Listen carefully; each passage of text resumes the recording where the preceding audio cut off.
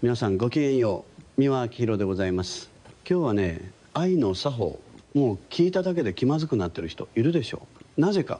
あなた方の多くは愛なんて一度もやっていないからです。やってるのは大抵恋と依存と執着と承認欲求のごったに、しかもぬるい鍋ごと台所から叩き出したくなるレベルです。まずお勉強しましょう。恋と愛は似ているようで別物です。恋というのは火事です。自分が燃えてるだけ。相手のことを思ってるようで、私を見て、私を満たして、私を幸せにしてという私のオンパレード、自己中傷の大騒ぎ。それを運命の人なんてうっとり方そうしてるだけです。一方、愛は台所です。火加減を見て、塩加減を調整して、洗い物もして、相手がお腹を壊さないように、健康を損ねないように黙って支える。地味で手間で格好つかない。だけど命を支えるのはこちらの方です。恋は相手によくしがる感情、愛は相手に与える技術です。世の中を見ていますとね、私は愛されたい、大切にされたい、理解されたいばかり、よくしがりの対抗列。売り切れセールの福袋に群がるみたいに愛される側になりたがる。でもね、愛というのは与える側に回った人にしか結局のところ戻ってこないものなのです。よくしがる側にいる限り永遠に担いたままです。水をくれくれと騒いでいる人に限って自分では一滴も持っていない。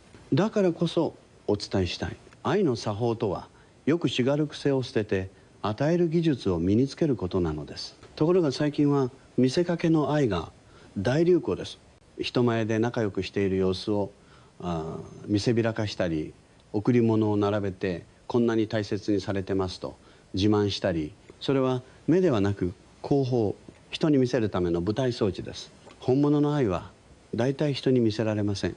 だって地味だから。深夜に相手の洗濯物を干すことも、具合の悪い相手のために嫌な仕事を代わりに引き受けることも、喧嘩した後に自分の方から黙って水に流すのも誰も拍手してくれません。花束よりもね、ゴミ出し、高級レストランよりもお帰りの一言、そこにこそ愛の作法は宿るのです。恋のうちは皆さんロマンチックな妄想に浸っています。この人さえいれば私は満たされるはず、永遠にときめきが続くはず。バカ者。ときめきなんて体力のいる一時的な発熱です。人間そんなに長く熱を出していたら倒れます。恋の熱が下がった後の気まずい沈黙、そこから先をどうするかが愛への入り口です。昔みたいにドキドキしないからこの人は運命の相手じゃなかったとすぐ乗り換える人がいますが、それはただのときめき中毒。強い刺激でないと生きてる気がしない感覚の麻痺です。本当に賢い人は恋の熱が冷めてきた時、さあここからが本番、時き合いを入れます。相手の嫌なところが見えてきた時が愛の稽古の始まりなのです。相手の短所を見て直してやろうと思うのは恋。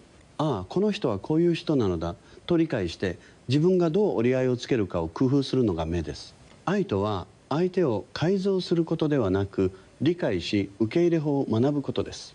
もちろん暴力や搾取や犯罪まで受け入れろと言ってるのではありません。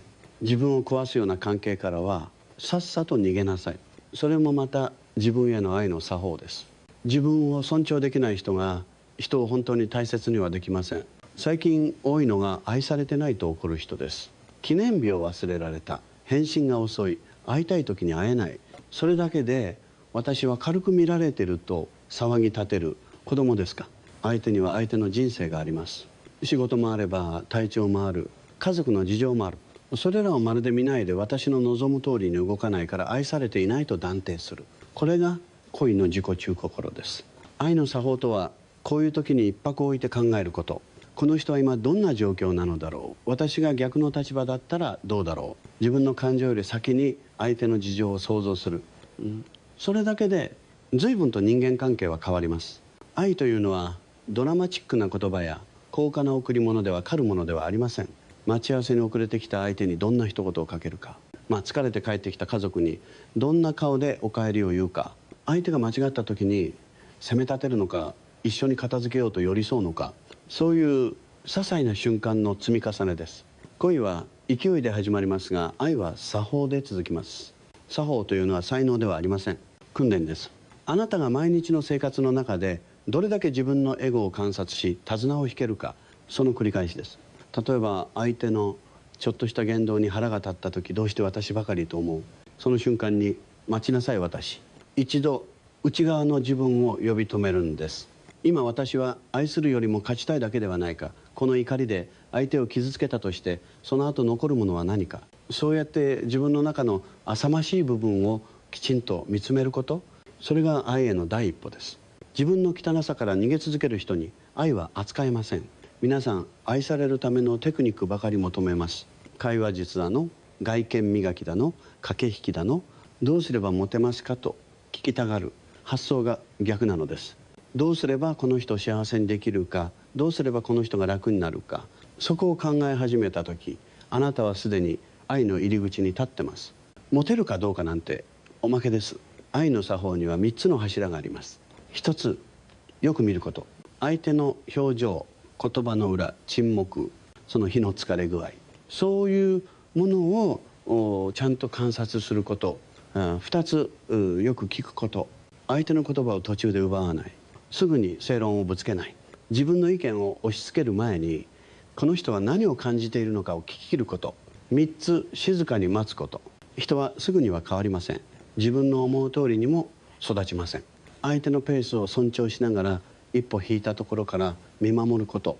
これら3つの柱は特別な才能ではなく、誰でも今日からできる修行です。ただし退屈で地味で見返りが少ないからみんな途中でやめる。そこでやっぱりこの人とは縁がなかったと逃げる。違います。縁がなかったのではなく、あなたに根気がなかっただけです。もちろん無理に誰か一人への愛にしがみつく必要もありません。どうしても合わない相手はいます。でもどんな別れ方をするかにも愛の作法は出ます。お前なんか大嫌いと呪いを残して去るのか。ここまで一緒にいてくれてありがとうと最後だけは人としての礼儀を守るのか。別れ方はその人の成熟度を丸裸にします。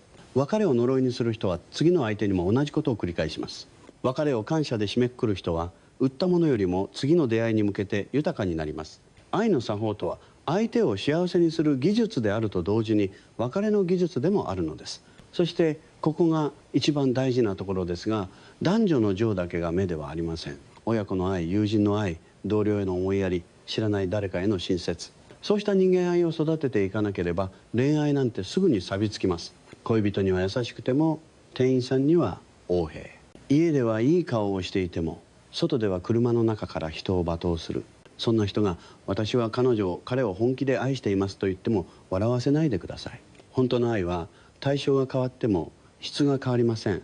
弱いものを踏みつけない、相手の立場に立って考える、そういう姿勢が自分の生活全体ににじみ出てるかどうか、そこにその人の愛の器がはっきりと現れます。恋は誰にでも起きます。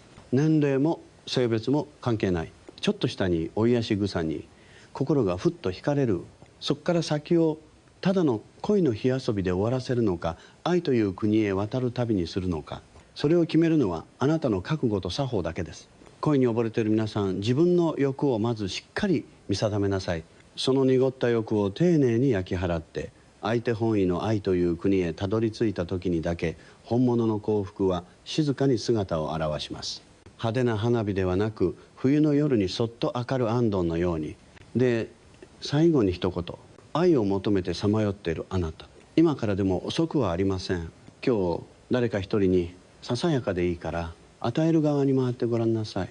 見返りを一切期待しないで、ありがとうと言われなくても気づいてもらえなくても構わない。でそうやって積み重ねた行為だけがあなたの中に本当の愛の作法として残ります。恋は勝手に始まりますが、愛はあなたが決意しない限り始まりません。さあ、よくしがるのはやめて与える訓練を始めなさい。それができる人だけがおいてもう美しくいられるんです。あなたはどちらの人生を選びますか？